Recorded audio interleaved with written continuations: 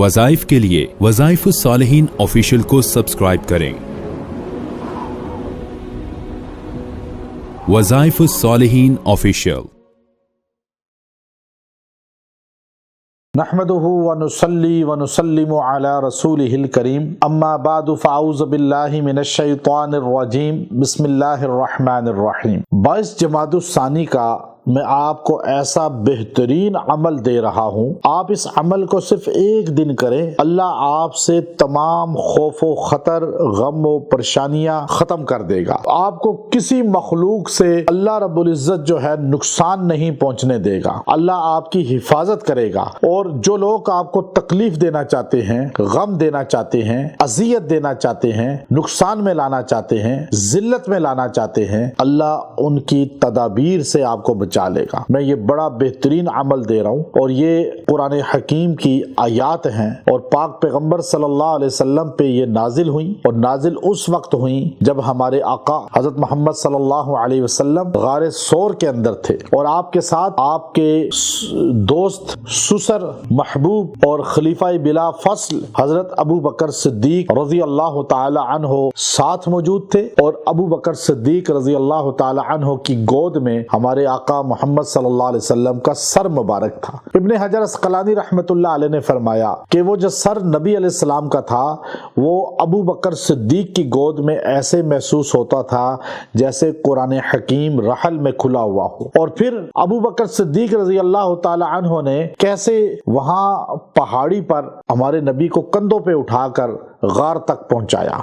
दुश्मन कत्ल करने के लिए पीछे था और सुराका उनको तदाबीर बता रहा था, खोजी का काम कर रहा था और बड़े बड़े मुशरिक कत्ले रसूल और अबू बकर सिद्दीक के लिए तलवारें लेकर पीछा कर रहे थे। और आज आप पैदल नहीं चल सकते उस पहाड़ी पर। अबू बकर सिद्दीक जैसे आशिक़े रसूल ने कैसे हमारे आका मोहम्मद सल्लल्लाहु अलैहि वसल्लम को कंधों पे उठाया, गार तक पहुंचाया। गार के अंदर हमारे नबी सल्लल्लाहु अलैहि वसल्लम का सर अपनी गोद में रख लिया। जब दुश्मन बाहर पहुंच गया और हर तरफ उनके पैर नजर आ रहे थे, वो नीचे झांक के देखते तो उनको नबी सल्लल्लाहु अलैहि वसल्लम नजर आ जाते। उस वक्त हमारे अबू बकर सिद्दीक रज़ी अल्लाह ताला अन्हो ने कहा, या रसूल अल्लाह, अब तो वो पहुंच गए, अब क्या होगा? तो हमारे नबी ने जो जुमला बोला वो कुरान की जीनत बन गया, कुरान बन गया।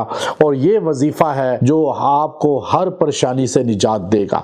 उस परेशानी के वक्त दुश्मन की तदाबीर सामने है, तलवारें सामने हैं। उस वक्त जब अबू बकर सिद्दीक ने कहा, या रसूल अल्लाह, अब क्या होगा? तो हमारे नबी ने फरमाया, ला तहज़न इन्नल्लाह मअना, गम मत कर, अल्लाह माना, हम दोनों के साथ है। माइया नहीं कहा, इन्ना माइया रब्बी सयहदीन।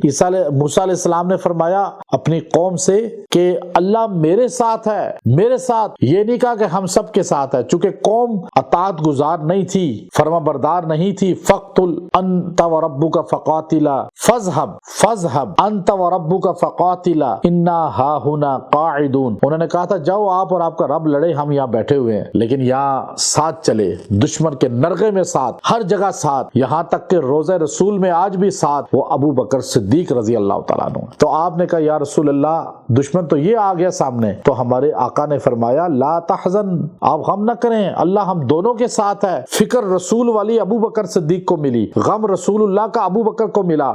यहाँ तक के दुनिया में हर जगह अबू बकर साथ थे, तो हर जंग में साथ थे, गज़वे में साथ थे, फिक्र में साथ थे, हुज़्न में साथ थे, खुशी में साथ थे, हर जगह साथ थे, रोजे में भी आज साथ है। अल्लाह के रसूल ने फरमाया, अल्लाह हम दोनों के, ये जो अल्लाह ने कहा, आप लफ्ज बोला ना हमारे नबी ने, ला तहज़न इन्नल्लाह मअना, मअना, ऐसा साथ जोड़ा इस लफ्ज में कि गारे सौर में तो साथ थे, अपनी चाहत और अपनी कोशिश से गारे सौर से मज़ारे रसूल में, रोजे रसूल में अल्लाह ने अपनी चाहत से शामिल कर दिया, साथ कर दिया।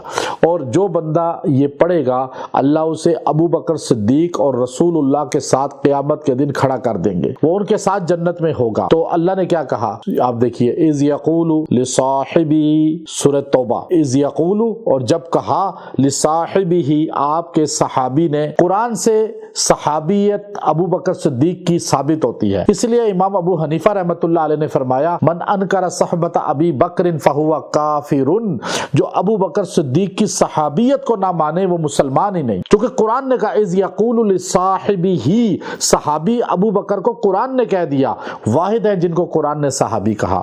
لا تحزن ان اللہ معنا، جو بندہ 22 جمادی الثانی کو یکسوئی کے ساتھ بیٹھ کے رات یا دن میں ابو بکر صدیق اور رسول اللہ صلی اللہ علیہ وسلم کو سامنے رکھے، روضہ رسول پہ اپنی توجہ مرکوز کرے، غار ثور کو سامنے رکھے اور یہ پڑھے 100 مرتبہ لا تحزن ان اللہ معنا، اللہ اسے تمام دشمنوں سے، حاسدوں سے، مخالفین سے اور ہر غم سے، ہر درد سے، ہر تکلیف سے دور کر دے گا۔ اسے اولاد کی تکلیف نہیں ہوگی، اسے اپنی تکلیف نہیں ہوگی، اسے دشمن سے کوئی تکلیف نہیں ہوگی، اللہ اسے خود سے بھی دور کر دے گا اور غم سے بھی دور کر دے گا۔ اس کو اپنا وظیفہ بنا لیں، جب پریشانی آئے 100 مرتبہ پڑھیں۔ یہ وظیفہ صدیقی ہے اور وظیفہ رسول ہے جو ہمارے رسول صلی اللہ علیہ وسلم نے ابو بکر صدیق کے سامنے بیان کیا تھا اور امت کو تحفہ مل گیا۔ وآخر دعوانا ان الحمد للہ رب العالمین۔